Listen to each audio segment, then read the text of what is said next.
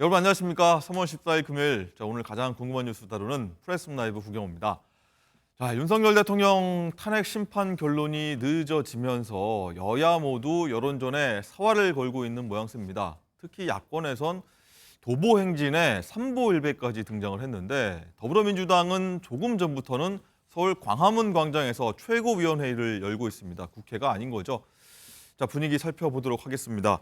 정태훈 기자, 현장 최고위 분위기가 좀 상당히 좀 궁금한데 지금 어떤 발언들이 나오고 있습니까? 네, 광화문으로 나온 민주당은 길어지고 있는 헌재 대통령 탄핵 심판에 조속한 결론을 촉구했습니다. 현재 혼란스러운 전국을 매듭 짓고 대한민국을 정상화하기 위해서 빨리 사태가 마무리해야 한다는 주장을 이어간 겁니다. 동시에 국민의힘을 향해 헌재 판결을 수용하라고 다시 한번 강조하기도 했습니다. 오늘 민주당 지도부 회의에서는 이재명 대표가 모습을 나타내지 않아 관심이었는데요. 당대표가 주재하는 회의지만 민주당은 최근 테러 위협을 받고 있는 이 대표에 대해 안전상의 이유로 현장 최고위에 불참할 것을 권유했다고 밝혔습니다. 당대표실 관계자는 당장 오후에 예정된 광화문 집회 등 장외 일정에도 불참할 것이라고 설명한 상태입니다. 네, 광화문 바로 앞에서 하고 있는데 국민의힘은 헌재 앞에서 릴레이 시위를 하고 있지 않습니까? 참여 의원들이 계속 늘고 있다고요? 그렇습니다. 국민의힘도 헌재 앞에서 나흘째 장외투쟁을 이어가고 있는데요. 당 공식적으로는 선을 긋고 있지만 절반이 넘는 의원들이 참여 의사를 밝힌 상태입니다. 윤상현 의원을 비롯한 몇몇 의원들은 아침부터 헌재주의 도보를 걸으며 탄핵 각하를 외치기도 했습니다. 어제 최재해 감사원장과 이창수 중앙지검장 등 탄핵이 기각되면서 관련 공세 또한 이어졌는데요. 권성동 원내대표는 이재명 세력은 줄탄핵으로 죄 없는 사람을 고발해 징계를 주려고 했다며 이러한 범법 세력이야말로 정치적 탄핵받아야 한다고 비판했습니다. 동시에 기각이 뻔한 한덕수 국무총리와 박성재 법무부 장관에 대한 탄핵을 철회하라고도 압박했습니다. 지금까지 국회에서 전해드렸습니다.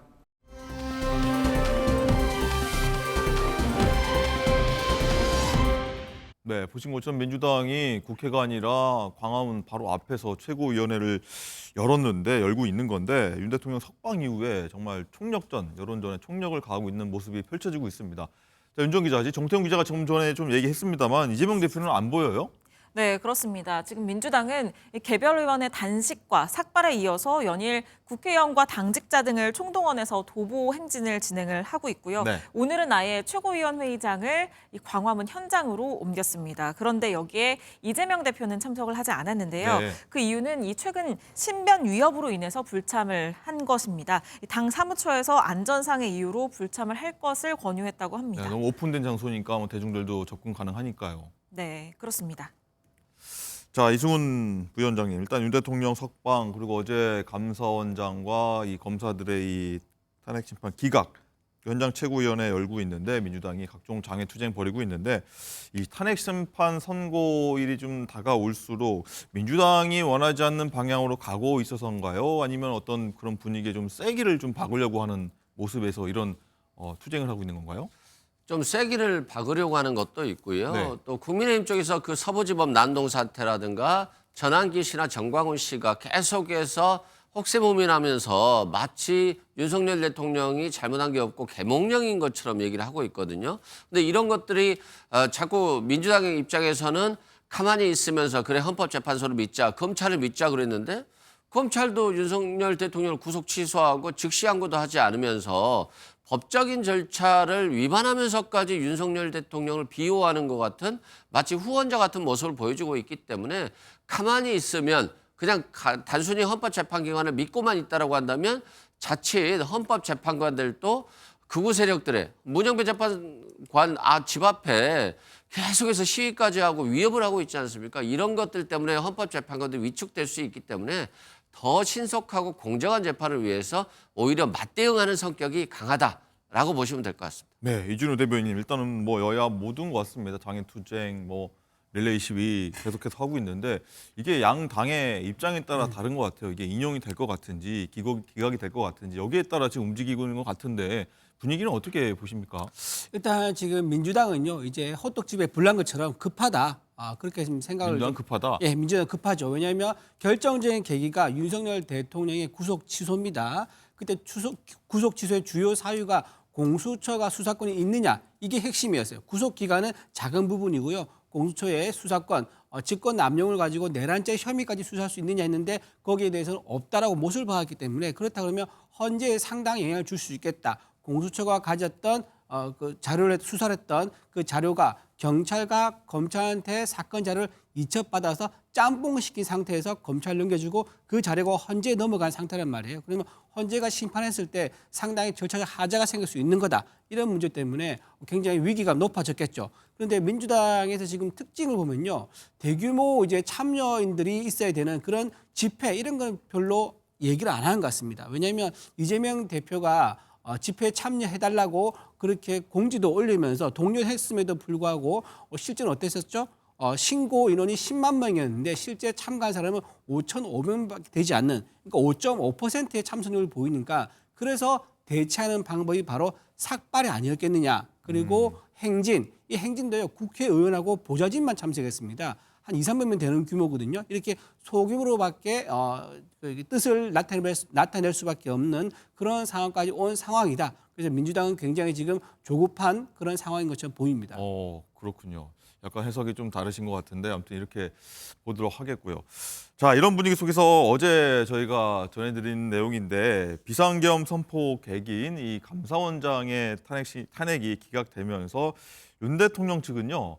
계엄이 이 정당성이 증명됐다 이렇게 얘기를 했습니다. 아니, 어떤 얘기인지 한번 들어보죠. 줄탄핵, 방탄탄핵, 보복탄핵, 이적탄핵을 통한 국정마비 시도, 헌정질서 파괴, 이에 따른 대통령의 고심으로 비상계엄을 선포했던 것입니다. 대통령 비상계엄의 정당성이 점점 증명되고 있는 것입니다. 따라서 대통령에 대한 탄핵도 조속히, 신속히 기각되어야 마땅하다고 생각합니다. 감사원장과 검사 3인 탄핵 기각에서 보여준 법과 원칙, 엄정한 기준이 대통령 탄핵 심판에서도 똑같이 적용되기를 기대합니다. 네, 민정 기자 잠깐 정리 좀 해볼게요. 이 발언들. 감사원장 탄핵이 기각돼서 뭐 계엄의 정당성이 증명됐으니 윤 대통령의 탄핵도 이거 기각돼야 된다 이런 논리 같아요? 네, 그렇습니다. 아무래도 윤석열 대통령이 비상계엄의 주된 이유로 이 거대 야당의 이 탄핵 남발을 얘기를 했었기 때문에 지금 탄핵안이 연이어서 기각이 된 상황에서 이 비상계엄의 정당성이 증명이 됐기 때문에 윤석열 대통령에 대한 탄핵도 신속하게 기각이 돼야 된다. 이렇게 주장을 하고 있는 거고요. 국민의힘은 이 탄핵 기각을 넘어서 탄핵이 각하돼야 된다. 이렇게 주장을 하고 있습니다. 애초에 심판 청구가 부적합했기 때문에 인용 기각 여부를 가리지 않고 이 심판을 종료를 해야 된다. 이렇게 얘기를 하고 있는 건데 국민의힘 의원 82명이 헌법재판소에 탄핵심판 각하 탄원서를 이미 제출을 한 상황입니다. 또 그동안 대통령실은 좀 메시지를 내는 것에 신중했었거든요. 네. 그런데 이번에는 이 야당의 탄핵 남발에 경종을 울린 것이다 라면서 비판 수위를 높이기도 했습니다. 자, 이준호 대변인, 일단 국민의힘에서 의원 82명이 일단 각하 탄원서까지 제출했고요. 이 기각을 넘어서 아예 각하돼야 된다. 이 목소리가 점점 높아지네요. 네, 각하 가능성이 처음에는 사실 언급이 안 됐습니다. 네. 인용 가능성이 좀 높아지다가 그다음에 기각 가능성이 높아지다가 지금은 각하 가능성까지도 얘기 나오고 있는데 그 이유가 뭐냐면은 절차적 하자, 그러니까 적법 절차, 그러니까 듀 프로세스라고 그러지 않습니까? 네. 공수처가 아까 말씀드린 것처럼 수사권이 없음에도 불구하고 수사를 했는데 그러면은 직권 남용과 내란죄를 붙여서 수사를 하겠다 했을 경우에 그 기준과 근거가 무엇이냐 했을 경우 그게 명확하지가 않은 겁니다. 명확하지 않으면 어떻죠? 대원칙은 피의자한테 유리하게 해석을 해야 되는 게 대원칙입니다. 그리고 또 하나 여기에 대해서 대법원 판단이라든가 대법원 판례가 없는 상황입니다. 그렇다고 그러면 이거는 상당히 윤석열 대통령의 초유에 이르기 때문에 이거는 윤석열 대통령에 유리하게 해석한 게 맞다라고 일단 서울중앙지법에서 판단을 해준 거 이게 아마 크게 영향을 미쳐서 각 기각보다는 각하로 갈 수 높고 또 하나 헌재 재판관들 입장에서 보면은요 기각은 상당히 부담스럽습니다. 왜냐하면 기각이라는 각자 사유를 써야 되는데 네. 기각 사유는 굉장히 길 수밖에 없어요. 혐의도 많고 각자의 주장이 첨예하기 때문에. 하지만 각하를 결정할 경우는 그 적법 절차에 대한 하자가 있기 때문에 그 이하의 판단을 아예 안 해도 되거든요. 굉장히 부담이 덜하죠. 네. 그래서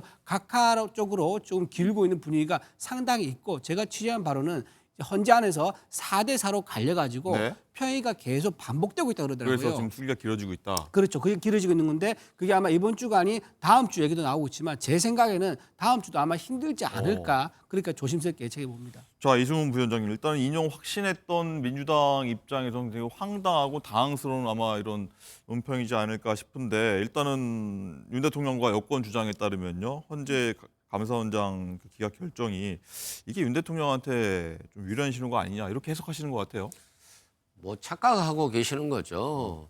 감사원장에 대한 탄핵 소추는 기각될 거 예상하고 있었잖아요. 예상하셨습니까? 민주당도 다 알고 있죠. 아하. 왜냐하면 이 탄핵 소추가 정치적 탄핵 소추거든요. 네. 윤석열 대통령을 견제할 수단이 없고 검찰도 윤석열 대통령 측에 대해서 수사를 하지 않고 야당에 대해서만 수사하고 감사원도 마찬가지로 전 정부 수사만 하고 있기 때문에 감사만 하고 있었기 때문에 이걸 견제할 방법은 결국 탄핵 소추밖에 없었던 거예요.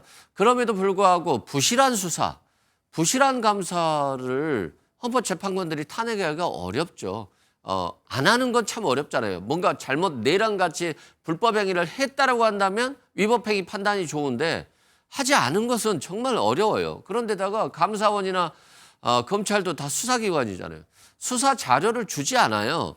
그러면 부실하게 수사하고 부실하게 감사한 걸 확인할 수 있을까요? 당연히 안 되기 때문에 이번에 탄핵 소추는 기각될 수밖에 없었지만 윤석열 대통령은 적극적으로 한 거잖아요. 내란이라고 하는 행위를 했고 국회의원들을 체포하려고 했고 국회의원들을 끌어내려고 했고 선거관리위원회 불법으로 침투해서 서버를 탈취하려고 했고 그리고 부정선거에 대한 근거도 없이 핸드폰을 뺏었기 때문에 결국 적극적인 위법행위를 했기 때문에 헌법재판소는 당연히 탄핵을 인용할 수밖에 없다. 다만 헌법재판관도 위해를 가하겠다고 협박하고 야당 대표도 협박하고 있는 상황이기 때문에 상당히 공정하게 재판을 진행하고 있는데 공정한 척 보여야 되는 거예요. 그러니까 이게 더 어려운 거거든요. 그래서 아마 재판이 지연되고 있는 것으로 보여지기 때문에 네. 저는 뭐 결론은 큰 지장이 없다라고 생각됩니다. 네, 어쨌든 뭐 기각될 줄 알았지만 탄핵 소추 할 수밖에 없었다 하는 부분을 좀 말씀하신 것 같은데 자, 윤 전 기자, 일단은 여기에 대해서 탄핵 남발 얘기가 국민의힘 쪽에서 나오고 있는데 아니 근데 인용된 사례가 없는데 계속 탄핵을 남발했다 하는 부분이죠. 민주당이 8.8패 기록한 그래서 기록한 거 아니냐 이런 얘기를 좀 많이 국민의힘 쪽에서는 좀 강조하고 있는 것 같아요. 네, 그렇습니다. 현재까지 국회가 발의한 탄핵소추안은 모두 29건입니다. 이 가운데 본회의에서 가결돼서 직무정지 효력이 발생한 게 13건이거든요. 이 헌법재판소가 문을 연 이후에 접수된 탄핵소추안이 모두 16건인데 이 가운데 노무현, 박근혜 전 대통령 그리고 임성근 전 부장판사 등 단 3건을 제외하고 모두 윤석열 정부 때 접수가 된 겁니다. 네. 그런데 이 접수된 13건 가운데 윤석열 대통령과 한덕수 국무총리 등 이미 심리가 진행 중인 5건을 제외하고 지금 결과가 나온 8건은 모두 기각으로 결론이 났습니다. 네. 인용이 된 사례는 단 한 건도 없는데요. 여기에 대해서 국민의힘은 민주당이 정치적인 탄핵을 남발했다. 지금 이렇게 지적을 하고 있습니다. 관련해서 여야 목소리 들어보시죠. 많은 건 사실인데 그렇다면 예를 들면 우리가 그 뭐 좋다고 했겠습니까? 비판이 있을 거 저희도 알죠.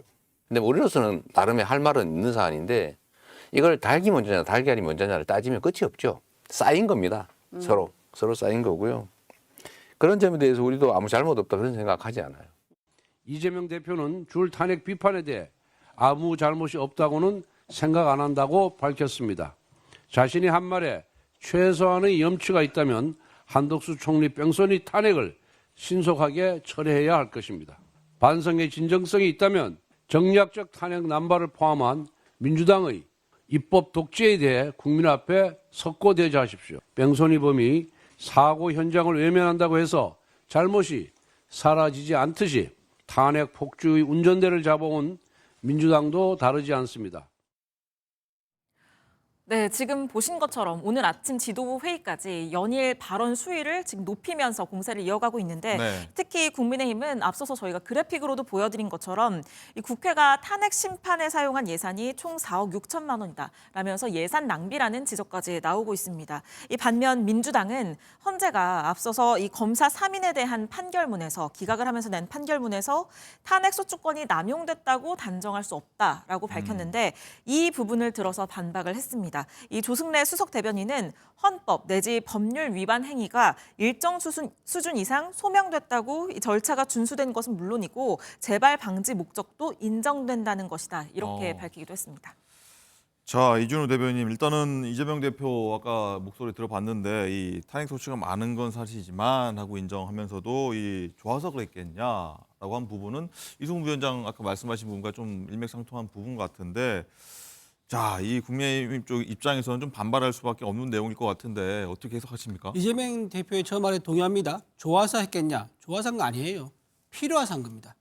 이재명 대표는 꼭 필요했습니다. 왜냐하면 본인이 12개 혐의로 5개 재판을 받고 있습니다. 아까 이재명 대표가 뭐 쌓여서 그랬다 그러는데요. 쌓인 거는 본인의 재판이죠. 본인의 재판이 야당 대표가 하나만 재판이 걸려서도 야당 대표로서 과연 자격이 있느냐, 그리고 야당을 전체를 방탄으로 이끌지 않겠느냐, 그런 정쟁 수단으로 이끌지 않겠냐, 그런 위험이 있는데 무려 5개나 재판이 있다 보니까 어떻게 됐습니까? 줄 탄핵이 반드시 필요했었던 거죠. 저항하기 위해서. 그리고 두 번째 이유, 저런 발언을 한 배경에는요, 아마 중도 보수를 상당히 의식한 게 아닌가 생각이 듭니다. 지금 이재명 대표는 본인의 생각 계산 속에는 아마 조기 대선이 열릴 거라고 생각했을 것 같아요. 그러다 보니까 지도자로서 면모를 보여줘야 되는데 지금까지 그동안 보여준 성과는요, 정부 발목 잡는 거, 본인 방탄하는 거, 이 2개가 크게 핵심이거든요. 그러다 보니까 중도 보수로서 지도자의 면모를 보여주기 위해 경제나 민생 정책에 대해서 활발한 발언을 했었는데 그것 때문에 오히려 오락가락한다는 얘기가 나왔지 않습니까? 그런 2가지 이유, 본인의 방탄 필요성, 그리고 중도 보수에 대한 어떤 중도층 겨냥한 이제 좋은 신호를 보낸 거죠. 그런 이유로 줄 탄핵에 대한 본인의 필요성 거꾸로 설명한 게 아닌가, 그렇게 생각합니다. 네, 이승훈 부위원장님, 일단은 국민의힘에서는 이거 줄 탄핵에 대해서 빨리 사과하라. 또 권성동 원내대표 보니까 이 탄핵안 발의했던 찬성 표결한 국회의원들 직권남용으로 고발해야 된다, 처벌해야 된다, 이렇게까지 얘기를 좀 하면서 공세를 높이고 있어요. 헌법상 권한인 탄핵 소추를 했다라고 직권남용으로 처벌된다면 법이 헌법 위에 있는 거죠. 그래서 말이 안 되는 주장이고요. 예산 낭비 이런 얘기도 하고 있고요. 그 25건, 9건에 4억 6천만 원 정도면 예산이 별로 낭비가 안 됐죠. 큰 돈 아닙니까? 그렇죠. 윤석열 대통령이 내란 한 방으로 국민들이 엄청난 피해를 봤어요. 주가 폭락에, 외환시장 폭등에, 대외 신인도 하락에 얼마나 많은, 그건 제가 봤을 때 수조 원의 피해를 입힌 거예요, 대통령이. 그러면 국민의힘이 먼저 거부권을 행사한 거 반성하고 사과하고, 내란한 거 사과하고 반성하고, 윤석열 대통령이 사과하고 반성하면 민주당도 사과하고 반성하죠. 탄핵 소추했다고. 그런데 거부권은 그러면 윤석열 대통령이 필요해서 한 거 아닙니까? 자신을 보호하기 위해서 거부권 행사하고, 자신의 부인을 보호하기 위해서 거부권 행사하고, 이런 거니까 결국 대화와 타협이 실종된 국회가 된 거고요. 또한 윤석열 정부 굉장히 무능하잖아요. 야당과 싸우고 야당 대표하고 싸우다가 결국 대통령직 그만두는 상황이잖아요. 그러면 윤석열 정부가 얼마나 위험 요소입니까? 빨리 이 탄핵이 헌법재판소에서 결정돼서 국민들의 불안한 가장 위험한 요소를 제거하는 것이 국가 미래 경쟁력이라든가 국가 민생을 위해서는 굉장히 좋기 때문에 저는 헌법재판소가 눈치 보지 말고 신속하게 선고해야 된다라고 생각합니다. 네, 두 분 말씀 들으면 뭐 닭이 먼저냐, 계란이 먼저냐, 뭐 이런 얘기 또 비슷해 보이기도 하는데, 이준호 대변인. 저는요, 민주당만 사과해야 되는 게 아니라 헌재도 좀 사과할 필요가 있다고 생각합니다. 왜냐하면요, 지금 최재 감사원장 같은 경우는 딱 한 번 불렀습니다. 한 번 불러서 변론을 종결했고요. 검사장들, 이창수 중앙지검장하고 이분들 검사들은 2번 불렀습니다. 네. 그런데 지금 이 기간에 얼마나 공백이 생겼죠? 98일, 100일 동안 자리를 비우게 만든 겁니다. 감사원장 자리가 비면요, 공직 기강에 공백이 생길 수밖에 없는 거고요. 또 지금 검사들, 이 검사장들 좀 직급이거든요. 검사장들 자리가 비게 되면 민생이라든가 마약 수사라든가 이런 민생 수사라든가 여기에 지위가 공백이 생길 수밖에 없는 겁니다. 그 피해는 고스란히 국민한테 가는 거죠. 이렇게 한 번 내지 두 번으로 변론 종결될 수 있는 것을 굳이 100일을 끌어서야 했느냐, 혹시 정치적 의도가 있었던 거 아니냐, 그렇게 많은 국민들 의심하고 있기 때문에 헌재도 여기에 대해서 반드시 사과를 할 필요가 있다 생각합니다. 헌법재판관들이 억울할 수 있을 것 같아서 한 말씀 네. 드릴게요. 아니 7명이 심리정족수예요. 근데 6명에서 헌법재판관 3명 빨리 임명하라고 했더니 계속해서 임명하지 않았잖아요. 한덕수 총리가 임명하지 않고 최상목 권한대행도 결국 한 명 임명하지 않고 헌법재판소가 동네 북입니까? 심리할 수도 없는 헌법재판소를 만들어 놓고 왜 빨리 심리 안 했냐라고 하는 것 자체가 국민의힘이 굉장히 남 탓을 잘한다라고 생각됩니다. 네.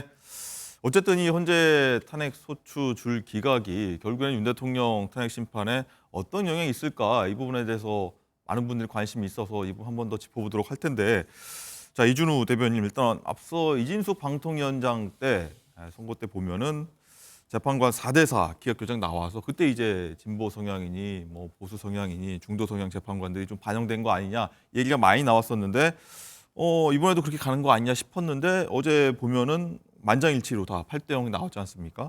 이 부분은 뭐 별개의 의견도 나왔지 않습니까? 어떻게 지금 해석을 하고 계십니까? 저는요, 지금 정치적인 어떤 쟁점이 되는 주요 인사하고 거기에 대한 탄핵에 대한 판단, 그리고 단순히 국무위원들에 대한 탄핵 판단, 이걸 좀 다르게 좀 보는 것 같아요. 헌재 재판관들이 단순히 국무위원들, 그러니까 감사원장이라든가 법무부 장관이라든가 또는 중앙지검장 이런 분들에 대해서는 법과 양심과 증거에 따라서 판단을 하는 것 같아요, 재판관들이. 네. 그런데 그러지 않고 이준숙 방통위원장 같은 경우는 단 이틀 근무하고 탄핵됐습니다. 그런데 이준숙 방통위원장 탄핵 이유가 뭐였죠? 결국은 민주당에서는 MBC 사장 교체를 막기 위한 거였거든요. 그렇다 보면 굉장히 정치적으로 친민주당 성향이 있는 헌재 재판관이 그러면 이걸 민주당 편에 서서 막아줄 필요가 있었겠죠. 그러다 보니까 4대4로 갈리게 된 겁니다. 따라서 윤석열 대통령 또한 정치적으로는 민주당 성향의 또는 진보 성향의 재판관 입장에서는 본인의 정치적 성향을 드러낼 수밖에 없는 그런 선고를 할 수밖에 없을 거라, 그렇게 저는 예상을 하고요. 국무위원들이 이렇게 전원일치로 8대0으로 나온 것에 대해서는 윤석열 대통령과 판단은 매우 다르게 적용될 거다, 저는 그렇게 봅니다. 이승훈 부위원장님, 일단은 생각도 궁금한데 일단은 현재 전원일치 기류가 지금 확고해지는 건지, 최근 탄핵 심판 선고 내용 보면은 확고해지는 건지, 전원일치 무조건 가야 된다, 국론 분열 막기 위해서, 이 부분인 건지, 아니면 말씀하신 것처럼 혹은 다른 이유로 너무나 당연한 심판이었기 때문에 만장일치가 나왔던 건지 궁금하거든요, 많이. 저는 결국 만장일치로 갈 거라고 봐요. 8대0으로 대통령은 탄핵될 것인데 그 과정에 있어서 별개 의견이라든가 또 절차적인 문제 제기를 하면서 좀 시간을 벌어줄 수는 있겠다. 그럼에도 불구하고 정치인들의 정치 행위를 금지하는 포고령, 단전 단수하는 포고령, 의사를 처단하는 포고령, 이건 뭐 당연히 위헌 위법적인 행위인데 만약에 이걸 갖다가 중대한 직무집행에 위법 행위가 없었다라고 해서 탄핵을 기각한다고 한다면 대한민국은 무법천지가 되고요. 헌법재판관은 헌법재판관으로서 있어서는 안 될 뿐이 헌법재판관으로 자리에 있는 겁니다. 그런 결과가 올 수밖에 없기 때문에 결국 헌법재판관 중에 일부가 뭐 절차 등을 이유로 재판 시간을 조금 끌어주는 결과를 초래할 수는 있겠습니다만 결과는 헌법재판관이 탄핵을 인용하는 결정문에 서명을 할 수밖에 없다라고 말씀드리고요. 결국 또 헌법재판이라고 하는 건 정치적인 성향을 가지고 있고 미래지향적이거든요. 그런데 대통령이 직무에 복귀했을 때 정말로 제대로 할 수 있고 포용과 통합의 정치를 할 수 있느냐에 대해서 굉장히 의문시할 것이기 때문에 저는 8대0 헌법재판관 일치 의견으로 탄핵은 인용될 것으로 확신하고 있습니다. 네, 이준우 대변인, 아까 저희가 소두에 좀 얘기한 부분이긴 합니다만, 뭐 국민의힘에서 지금 각하 얘기까지 하고 있습니다만, 이 끝까지 간다고 하면은 만장일치 나올 가능성이 있다고 보십니까? 저는 만장일치는 아마 안 될 거라고 봅니다. 지금 문영배 재판관 같은 경우는 평소에 이재명 대표에 대해서 호영호재하는 사이라고 얘기하고 있지 않습니까? 그리고 우리법연구회 회장 출신이고 나머지 재판관 2명도 우리법연구회 국제인권법 연구회장 출신들입니다. 그러다 보니까 이분들에 대해서는 아마도 심정은 이미 정해져 있을 거라고 그렇게 좀 보고 있는 거예요. 그리고 그동안 이제 재판 헌재에서 심리가 진행될 때 보여줬던 편향성. 그러니까 이재명 대표한테는 직접 경기도 도지사 시절에 밑에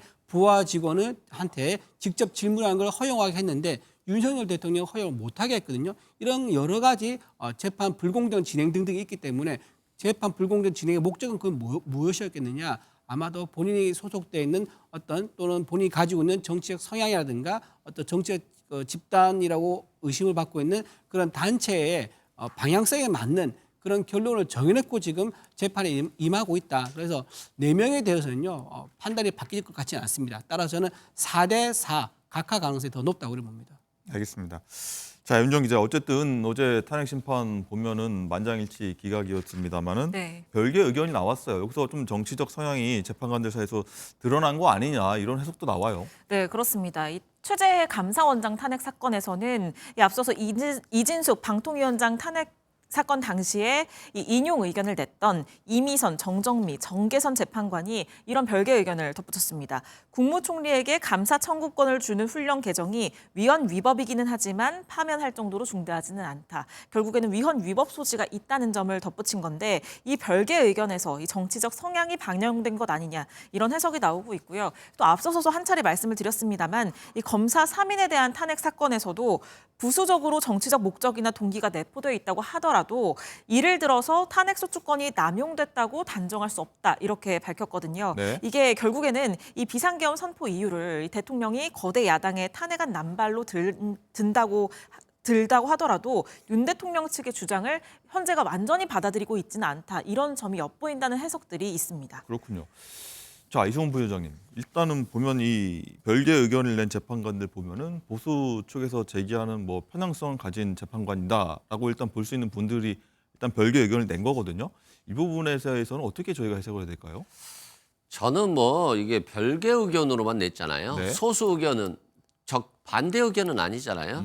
반대 의견을 내려면 반대 의견을 내려고 하는 근거가 있어야 되잖아요. 헌법재판관이라는 건 신이 아니기 때문에. 근데 김건희 여사 사건과 관련한 중앙지검장에 대해서 탄핵을 기각했습니다만 서울 고검에서 김건희 여사 수사자를 보내주지 않았어요. 그렇기 때문에 중앙지검장이 정말로 부실 수사를 했는지 어쩐지 알 수가 없어요. 국회 측도 관련 자료를 확보할 수가 없기 때문에 결국 탄핵은 기각될 수밖에 없지만 다만 별개 의견을 통해서 정확하지는 않습니다만 부실한 수사, 즉 김건희 여사에 대한 증거 확보, 뭐 PC가 됐든 통장이 됐든 여러 가지 증거 확보들이 부족했을 것이다라고 하는 의심이 든다. 즉 증거가 없다는 거거든요. 그렇기 때문에 윤석열 대통령에 대한 탄핵 심판과 감사원장이나 중앙지검장에 대한 탄핵 심판은 아예 탄핵 사유가 달라서 전혀 뭐 이게 만장일치로 기각을 했다, 만장일치로 인정을 했다라고 해서 윤석열 대통령에 대한 판결과 뭐 유추의 해석에 볼 수 있다라고 볼 수는 전혀 없고요. 아마도 헌법재판관들이 소신 있게 잘 정리를 해서 판결할 거고요. 또 국민의힘 지지자들은 좀 충격을 받을 수는 있겠습니다만 국민 통합의 관점에서 국민의힘 지도부가 잘 추스리는 것이 좋지 않을까 싶습니다. 네, 이준우 대변인, 일단은 탄핵 소추 남발 부분에 대해서 헌재와 이 대통령 심판 사이에 뭐가 연결고리 그대로 이어진다, 연결고리가 있다라고 보지는 않는 것 같은 결론이 있어서 이 부분도 좀 논란이 될 것 그렇죠. 같아요. 탄핵을 남발했다. 이거에 대해서 헌재가 어제 입장을 밝힌 것에 대해서는 네. 조금 의아했습니다. 왜냐하면 굳이 이거를 판단을 했다 하더라도 지금 여기서 밝힐 이유가 있었겠느냐. 왜냐하면 탄핵 남발은 핵심적인 쟁점은 아니었었거든요. 기각 사유나 네. 뭐 각하 판단할 때. 그런데 탄핵 소추가 남용됐다. 여기서 판단을 내린 거는 제가 보기에는 아마 윤석열 대통령 변호인 측에서 주장하고 있는 탄핵 남발에 대해서는 어느 정도 본인이 이미 결론을 내린 것 같아요. 결론 내린 상태인 것 같고 또 하나 좀 관심 있게 봐야 되는 부분은 지금 별개의 의견을 내신 분이 3분입니다. 그분들 전부 다 좀 좌파 성향, 진보 성향 판사로 보지 않습니까? 네. 이분들이 각하를 하면서 굳이 위법 사항은 있지만 중대하지 않다라고 판단한 것에 대해서는 제가 보기에는 그 최재해 감사원장을 기각을 시키면서 그냥 기각시켜주지 않겠다. 적어도 스크래치를 내고 좀 기각시키겠다. 이런 걸 좀 보여준 게 아니냐. 그러니까 정치적 판단이 좀 들은 게 아닌가 이런 생각합니다. 알겠습니다. 그렇게 해서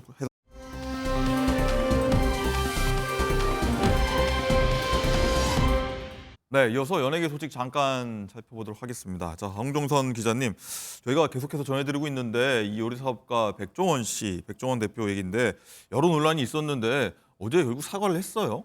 네, 사과를 했고 사실 좀 그동안의 사과에 비하면 좀 진정성이 느껴졌습니다. 그동안에는 단지 숫자로 말할 일이 아니다. 오해다, 표기 오류다. 뭐 이런 식이었어요. 네. 계속 변명을 하는 그런 모습으로 비춰졌는데 어제는 이제 뭐 글을 통해서지만 많은 분들께 심려를 끼쳐드려서 진심으로 사과드린다. 그리고 용납할 수 없는 그런 문제들에 대해서 깊이 반성하고 있다. 모든 문제를 세심하게 살피지 못한 저의 불찰이다.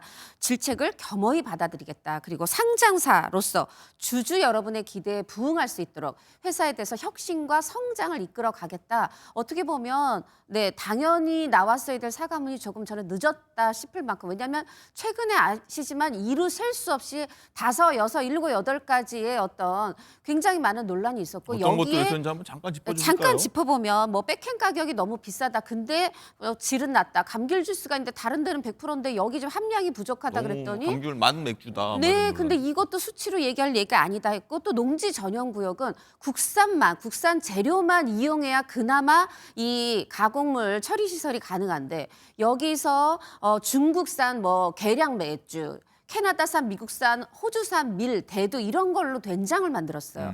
그리고 이 한신포차에서 낙지볶음 10년이나 팔았는데 이거 국내산 마늘을 넣었다 했는데 중국산이었어요. 뭐 그거 말고도 농지였는데 거기다가 비닐하우스 안에 한 2개 동을 창고로 썼어요. 뭐 그러니까 이루 말할 수 없는 여러 가지 그리고 또 뭐 LPG 가스를 바로 옆에다가 가스통을 두고 요리를 하기도 했고 네. 이게 실질적인 여러 법들을 위반한 행위들이었거든요. 근데 계속해서 어떻게 보면 제가 진작 나왔어야 된다고 하는 게 문제가 한두 개 불거졌을 때도 나왔을 만한 사과인데 어떻게 보면 이렇게 쭉 이어지고 드디어 입을 열었지만 그래도 내용은 저는 그동안의 것에 비하면 사과의 마음이 느껴진다 이렇게 보았습니다. 네, 벽종원 씨 좀 곧 있으면 다양한 프로그램에서 복귀도 할 거라고 하는데 촬영을 할 거라고 하는데 어쨌든 이번 사과를 했으니까 대중들의 마음도 다시 좀 돌아섰을까요? 모르겠어요. 일단은 이게 법의 처분도 기다리고 있습니다. 그 말씀드렸던 농지진흥구역에서 외국산으로 가공물을 된장물을 만들었던 거는 농지법 59조에 따라서 징역 5년 이하, 벌금 5천만 원 이하, 그리고 또 거기다가 이 마늘 원산지 표기를 잘못한 거는 징역 7년 이하, 벌금 1억 원 이하 이런 것들에 대한 판결을 기다려야 네. 하고요. 그럼 대중의 입장에서는 지금 제가 좀 살펴보니까 여론이 냉담합니다. 오. 왜냐하면 아직까지 이런 판결은 나오지 않았는데 사과문 내더니 4월에 예능 하나, 5월에 예능 하나 들어갑니까? 또 나오거든요. 그리고 3월 말엔 또 새로운 또 요리 예능을 또 촬영을 강행한다는 소식이 나왔어요. 이러다 보니까 저는 촬영 강행도 좋고 또 나와야 될, 복귀해야 될, 공개돼야 될 예능을 공개하는 건 좋은데 좀 더 책임감 있는 모습, 진심 어린 사과는 계속해서 보여야 한다. 한 번의 글로 끝나지는 않는다. 그래야 대중의 마음이 돌아선다. 이렇게 말씀드리고 싶네요. 그렇군요. 잘 해결됐으면 좋겠고.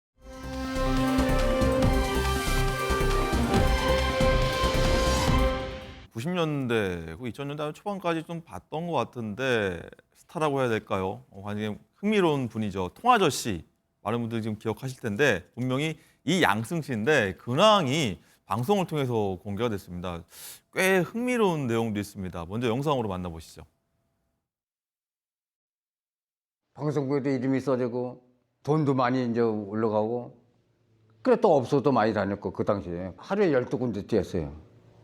12군데 돈이 얼마입니까? 내가 지금 얘기하지만 하루에 TV 120만 원 벌어봤어. 그 당시에 120만 무지하게 컸어. 참 돈 시기가 바빴어요. 지금 말이지. 네, 홍 기자님, 통아저씨 굉장히 오랜만에 뵙는 분인데 뭐 많은 얘기를 해줬습니다.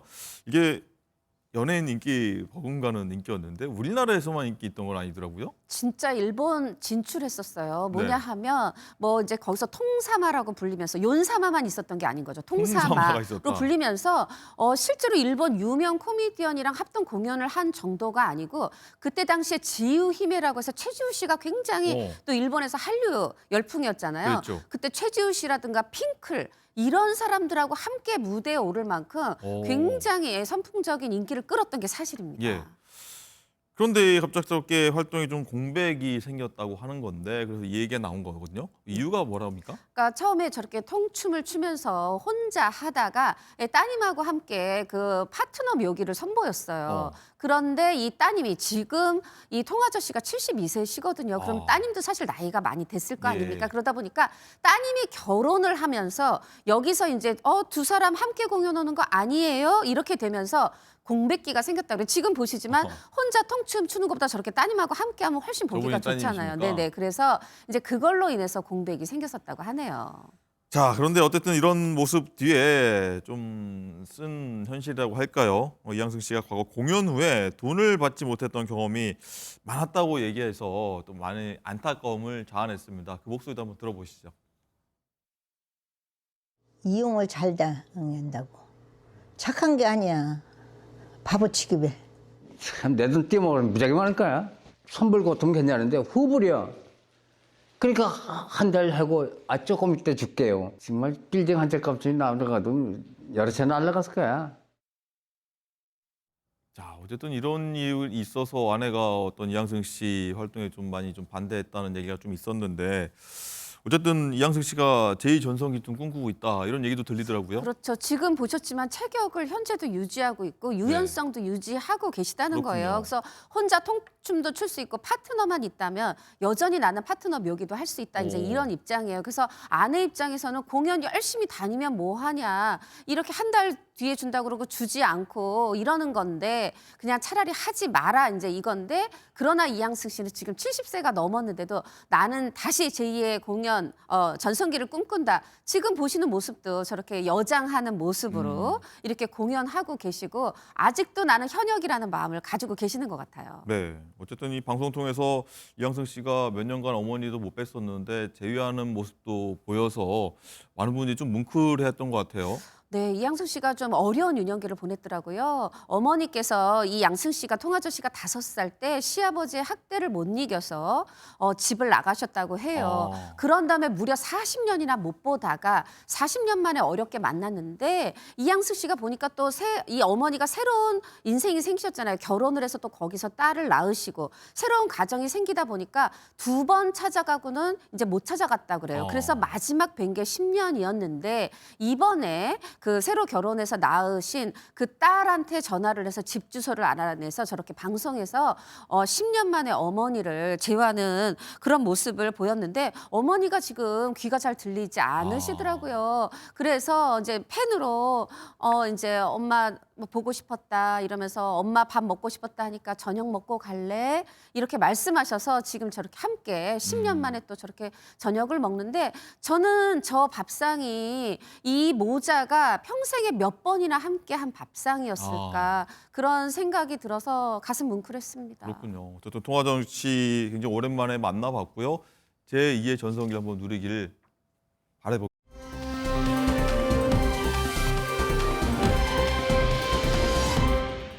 홍 기자님, 일단 가수 아이유 씨, 그 배우 송중기 씨 많은 분들이 아실 텐데 이게 이분들이 분양받은 아파트가 어제 국토부 조사 결과 전국에서 가장 비싼 아파트로 조사가 됐다고 하는데 이게 얼마입니까?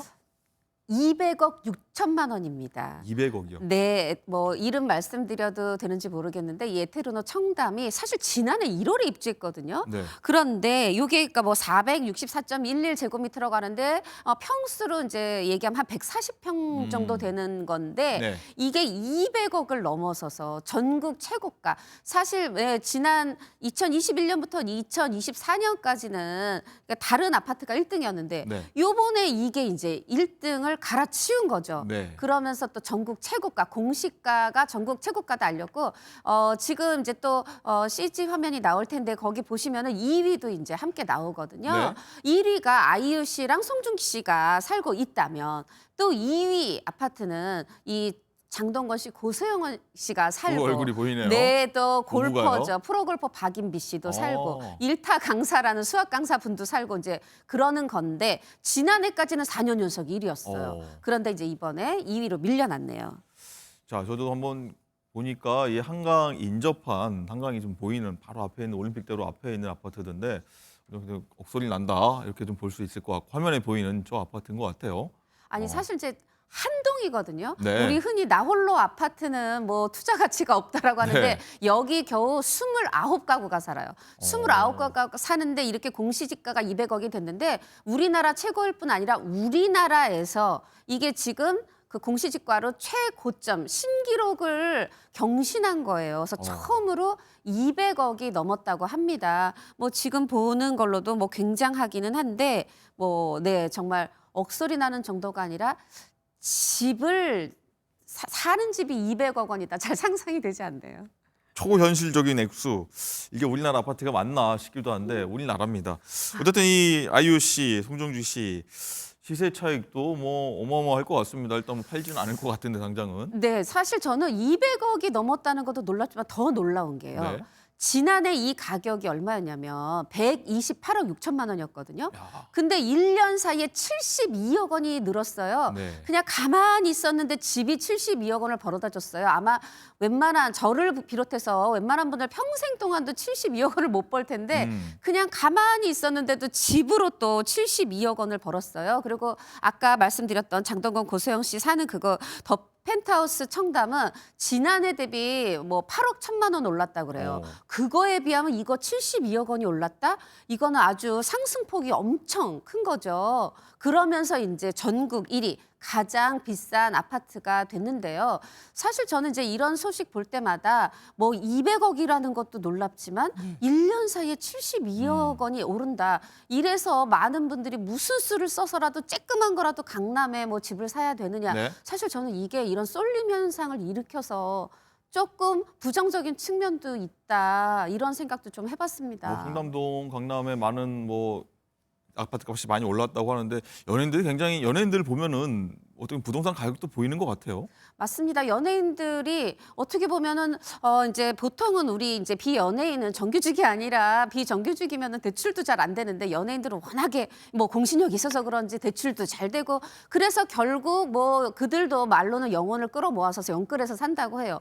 근데 이렇게 여기뿐이 아니라 3위가 더 나인 한남이었는데 네. 그것도 지난해 대비 63억 원이 올랐어요. 그러다 보니까 자꾸 저는 이런 소식을 전하는 게 좀 속상하고 그리고 속상하십니까? 네, 사실 이 전국 중에서 10위권 그게 다 서울에서 나왔습니다. 서울 중에서도 강남에 뭐 몰렸다 해도 과언이 아니네요. 그리고 얼마 전에 또 왜 그 아파트 내에서 부모와 자식들이 만나서 혼인 맺어준다 이런 아파트가 있었는데 네. 그 아파트도 한 109억 원으로 아하. 5위에 올랐더라고요. 알겠습니다. 뭐 이렇게 저희는 지켜보겠고요.